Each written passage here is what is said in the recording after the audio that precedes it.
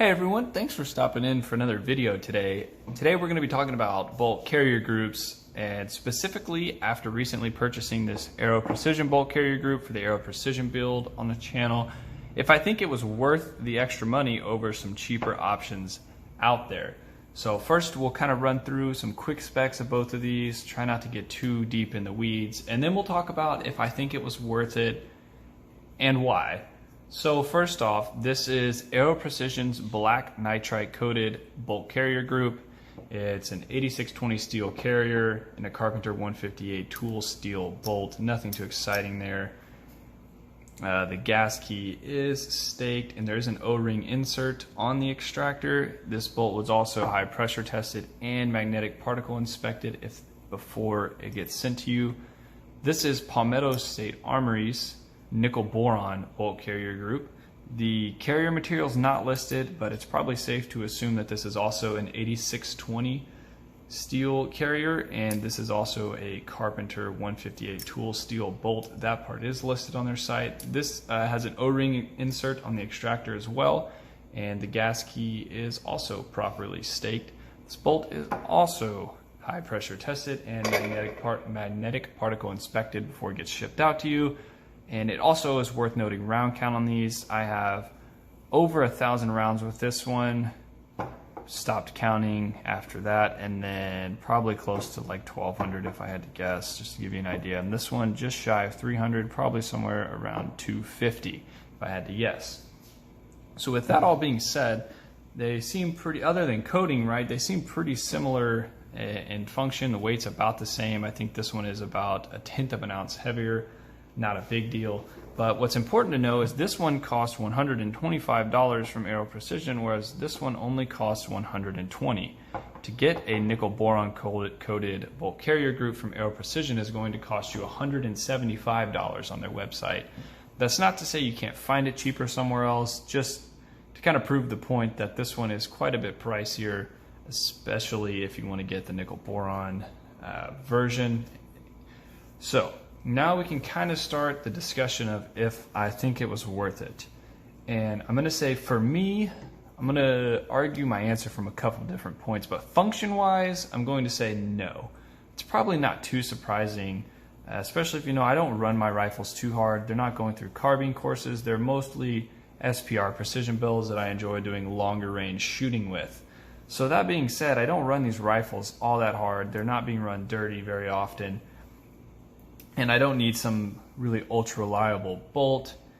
So the extra, I guess, manufacturing quality that you know you're getting from Aero and material quality may not necessarily be that big of a deal to me, whereas the nickel boron coating is a great benefit to me. That's a lot easier to clean. I can tell you this bolt is a lot easier to clean than this one. It's also a lot easier to see when this bolt is dirty versus this one, obviously, because it's black.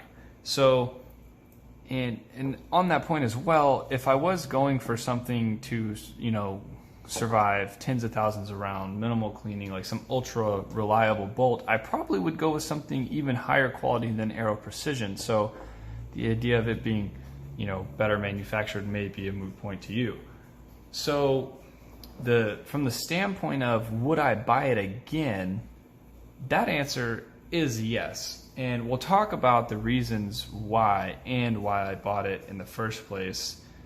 First, the most insignificant are aesthetics. One, if you've seen the Aero Precision SPR build, everything's Aero on that rifle that can be pretty much, and I wanted the A on the BCG to just kind of be like the icing on the cake, right? Just to match. So that's purely aesthetic. Two, I did not want to get a nickel boron bolt carrier group in that rifle.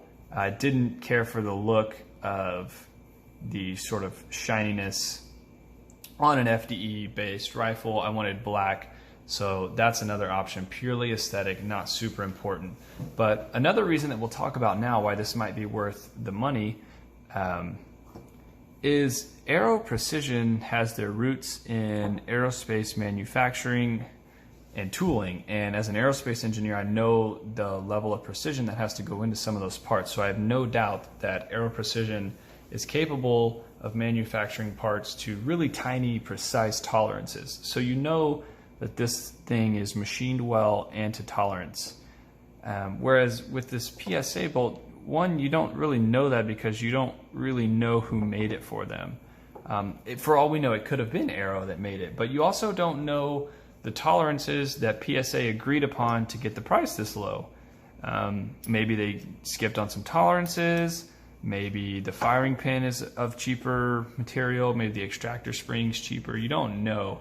Whereas with the Aero Precision, a bolt that's manufactured by the person selling it to you, you know who they are, who they made it, what materials it is, and what kind of quality you can expect just from Aero Precision in general. So that was a pretty big point for me. Like I said, I don't need that extra tolerance and sort of durability that you could probably expect from an Aero product, but I did want it. And that's important to keep in mind. There are definitely applications of rifles where you would need that kind of extra quality. So that's something definitely to keep in mind. Also for me, since the build was an Aero build and it was a ballistic advantage barrel, which Aero Precision owns, I wanted to have the same bolt carrier group, specifically a bolt manufactured by the same people that manufacture my barrel. Just that, then you know that that company's tolerances are in line with the same machining they use on the chamber, and perhaps maybe you get a little bit of a tighter fit and maybe a little more accuracy. Probably not. That's probably taking it way too far, but that is something I considered when I wanted this bolt. So just kind of in summary, for what I use, I don't think the Aero was worth it. The Aero BCG was worth it function-wise. However, I would buy it again for the aesthetic reasons and the known quality that I knew I was getting. If you're a little more form over fit kind of guy, then maybe you would pick something like this, and I probably likely would have, just because it offers a nickel boron advantage. That coating has its advantages obviously, and even at a lower price even than this one.